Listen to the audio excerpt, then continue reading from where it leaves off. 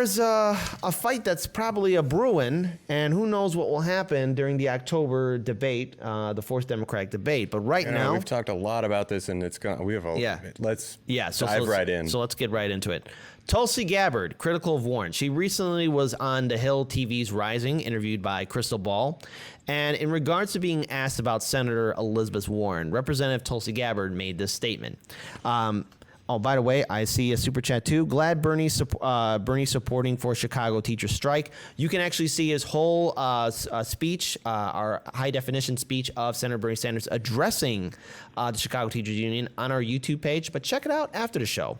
And thank you again, Wanted to point out, Michael Kuiper is asking if this is a green screen. It is not. No, this is it's a gray screen technically. Yeah, these are real. Yeah, they're real. Yeah, so it's all good. Thank you for asking, though. We're glad that it looks very good. So now everyone knows it's not a real window. Thanks, Paul. Yeah, well done, Paul. There are shadows behind Paul, them. thanks. Thanks, Paul. All right. So anyways, back to the point. So when Crystal Ball asked Representative Tulsi Gabbard in regards towards Senator Elizabeth Warren, whether Senator Elizabeth Warren is prepared to be commander-in-chief, Representative Tulsi Gabbard made this statement. I haven't seen much from her in the way of what kind of leadership and decision-making that she would bring to the most important responsibility of the president as commander-in-chief. And just as a soldier and as an American, that's very concerning to me. And that really says a lot that Representative Tulsi Gabbard is basically stating about Senator Elizabeth Warren that no, she's not, at least in her professional opinion, at least from her own thoughts, Senator Elizabeth Warren is not prepared to be commander-in-chief. Look, Representative Tulsi Gabbard has a very strong foreign policy. She's also good on climate change and a few other issues, but foreign policy is one of her leading issues. And she was actually mentioning that in her interview with Crystal Ball on the Hill Rising TV show. So, or Hill TV's Rising. So it says a lot, and I think right now, in regards towards the fourth debate, there could be a potential maybe argument or perhaps shots fired between Representative Tulsi Gabbard and Senator Elizabeth Warren. And already Elizabeth Warren is on some shaky ground with Workers' Family Party, as well as a few other things that have been happening. But guys, I kind of want to open up the floor and give your thoughts on this because there was a lot more that happened in that interview alone. So Daniel, we'll start off with you. Start over there. Oh, Paul, we were talking a lot before. I have a lot. And also, again, thank you for the super chat. Denise Gibson, 53. Hello from Bernice, Illinois. Good to see another Illinois supporter. Thank you. Illinois. Yeah, Illinois. So I'm it's sick Totally too. meant to do that. Yeah, we are going to be talking about sickness later. So good. Yes. Okay, I guess I'll start on this. This is very interesting. I was listening to The Hill today.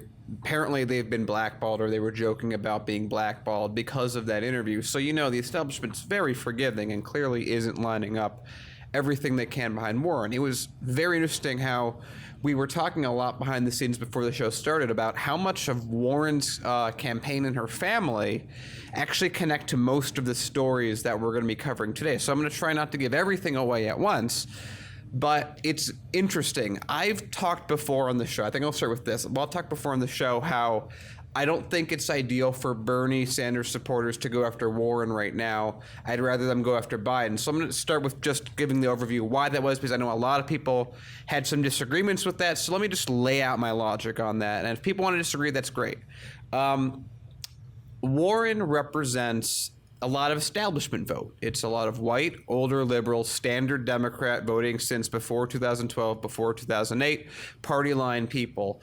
That vote base is shared by Kamala Harris, Beto O'Rourke, Cory Booker, and Buttigieg. So Warren the media has been like, oh, she's exploding and taking over everything. It's like, no.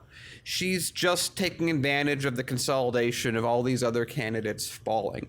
So my worry is if we take out Warren right now, there's two angles that this could go. If, let's say even Tulsi in the next debate wipes out Warren, she pulls out Kamala, she does the giant slayer move on her. Well, where's that vote going to go? It might go back to Kamala. It might go to Pete Buttigieg. It might go to any of the others. They're not just going to sit back and say, we're not going to vote. Warren got beat, that's fine.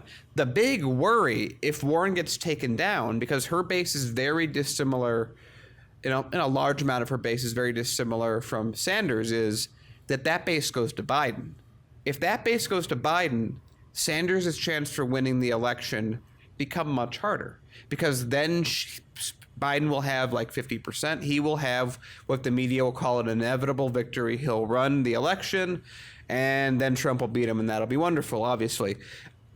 This is why we have to take down Biden. If Biden gets taken down, his voters' second pick is Bernie Sanders. Sanders then gets the vote, a lot of the vote of Biden, along with his own vote. The two of them together alone are over 50%. That's enough to win the election just as that. Of course, not everyone's going to do that. However, then you also have Tulsi voters. You also have Yang voters whose second choices are also Bernie Sanders. So if you get to the point where it's just Bernie versus Warren, it'll be like a 60-40 split. Sanders will win all the way through, and then they can start differentiating themselves, and the Bernie audience can start putting out differences, shall we say, with Warren people. Okay, but that's all I have on that. I'm gonna hand someone else. So here's what I want to say to that. I agree that adds up. But one thing that's going to happen though is I think it's already set in stone that somehow, some way during that forced debate, Warren and Tulsi Gabbard will have words with each other, and then who knows what's going to happen? Whether Tulsi Gabbard, does a giant slayer move like how she did to Kamala Harris, or something else happens altogether. I think it's kind of likely that we will see an exchange between them, and nothing we say or do will stop it. I mean, at this point, but I'm saying just from the perspective of what I think would be the easiest way for Bernie Sanders to win, I think that taking down Biden works. But again, you're right. It seems like Tulsi will go after Warren. And my fear is that you just move one amorphous blob of voters to another, and we don't accomplish all that much. But now also looking at another thing, because there was a lot that happened during that interview with Crystal Ball, because Representative Tulsi Gabbard was talking about not only foreign policy, but she was talking about in regards to health care. She was talking about the impeachment of President Donald Trump, which apparently she has now changed her mind on. Originally, she was against it, and now with the recent release of the conversation that Trump had with the Ukrainian president, a lot more leaders in the Democratic Party are starting to think that maybe now we should start looking more into the inquiry. But Paul, you actually were talking about this before the show started, and that was Tulsi Gabbard's stance on Medicare for all. Yeah, so there's a lot that kind of gets wrapped up in all of this, right? So I don't want people to forget kind of the landscape that we're in, and Daniel did a good job of breaking it down, and I don't know that I fully disagree with what you're saying, but my point is there's a piece that sort of is omitted or kind of glossed over, and that is sort of like, oh, we have to concentrate on defeating Biden. My point is Biden is defeated. Like, he is waning. There's nothing that is going to turn that ship around. Everything that continues to make it look like he has support is entirely synthetic. And that's why everyone is going over to support Warren at this point. And that, to me, says it is time to start pointing out how Warren is not as good for progressives as a lot of people feel. Yeah, a lot of people have said that she is like Obama 2.0. And one of the things that's adding on to this is that Senator Elizabeth Warren has stated that, she wants the Democrats to be in the Senate and House again, to have the majority, but she's not for a full radical change of the Democratic Party, and that's a problem for a lot of people. Right. And I just want to add into that again, that would go back to the fear is that if you take Warren down, her base might go right back to Biden. I just don't see that. I just see it as, again, I agree. I think that, let me add into this. Let me add a little differentiation to what I said earlier. If Warren gets taken down, I still think that's a good path that is also very likely to still push Sanders to victory. I just think it's 20 or 30% more efficient to really take Biden down all the way. We have, 4 months till Iowa? Yeah, you take Biden the entire way down. Warren only has enough money to put ads into Iowa, like the first 3 states. Sanders is already in the later states. Biden's the only one competing. So if you pull him out of the way, Sanders is going to get the lion's share. If you pull Elizabeth out of the way, if I knew where her base would go, I would feel more settled with a different answer. But my point is, the attacks are going to start coming on Elizabeth Warren regardless. We shouldn't be standing here saying, "Oh, let's only attack Biden. Let's save our criticisms of." I get it. But let's also address too that Representative Tulsi Gabbard A lot of people on social media were in an uproar, apparently in regards to her stance on Medicare for all. So let's get a clarification on what and exactly that's what she was saying. That's what I wanted to get back to, because we started this with Gabbard is making a very cogent, very sensible critique of Elizabeth Warren and saying she is not the kind of person who has the understanding or temperament on foreign policy. Tulsi Gabbard, increasingly to me, is a one-issue candidate, and that is foreign policy. She's espoused some anti-interventionist views, some let's not continue wars of regime change, and I think that's all great.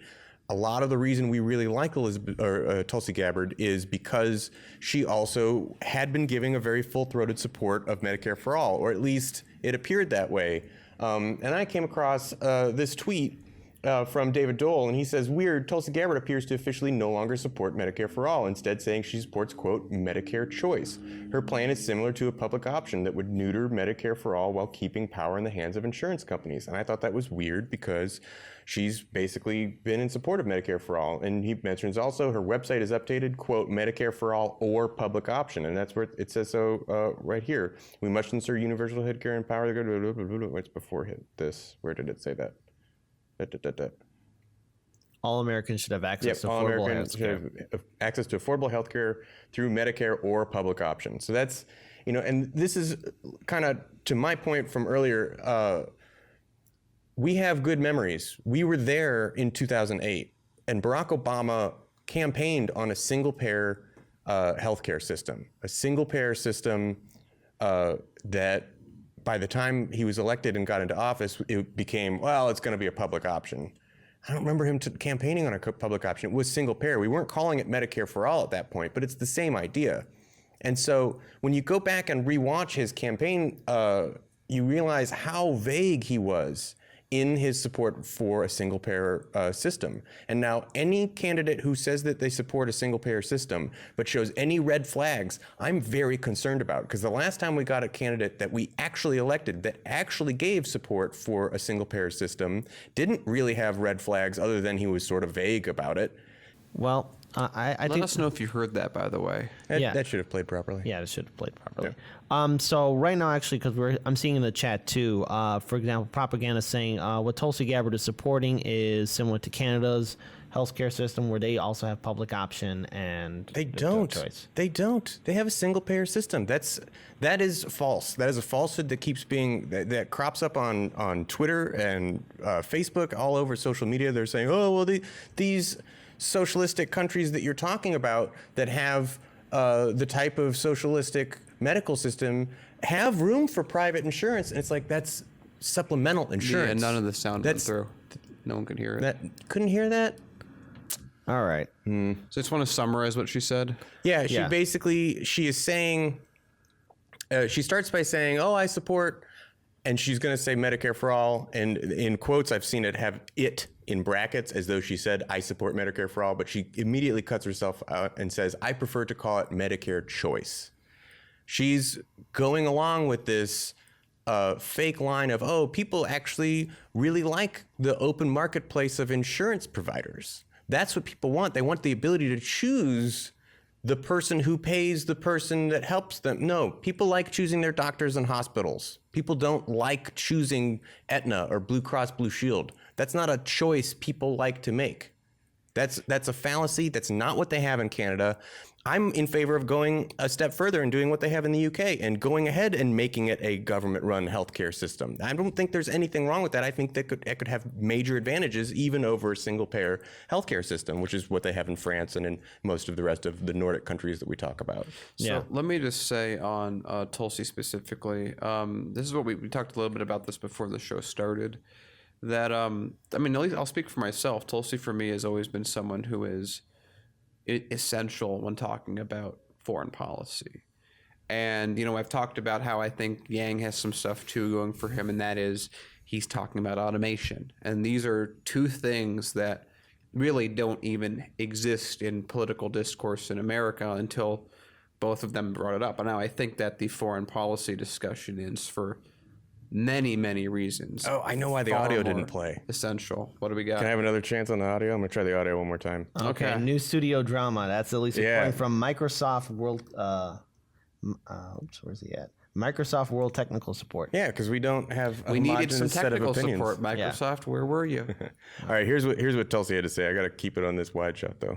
When you say healthcare, are you for Medicare for all? If you can just tick through the us know if you can list hear it. more specifically. Here, Yes, I support, I prefer to call it Medicare Choice, where we are ensuring quality health care for all people, regardless of how little they may have in their pocket or their bank account, while maintaining their freedom of choice. If they've got an employer-sponsored plan or a union-sponsored plan that they're happy with, they should have the opportunity to do so. But the bottom line being that in the wealthiest nation in the world, there is no excuse that we still have far too many Americans who are underinsured or uninsured and who are one healthcare emergency away from total financial disaster.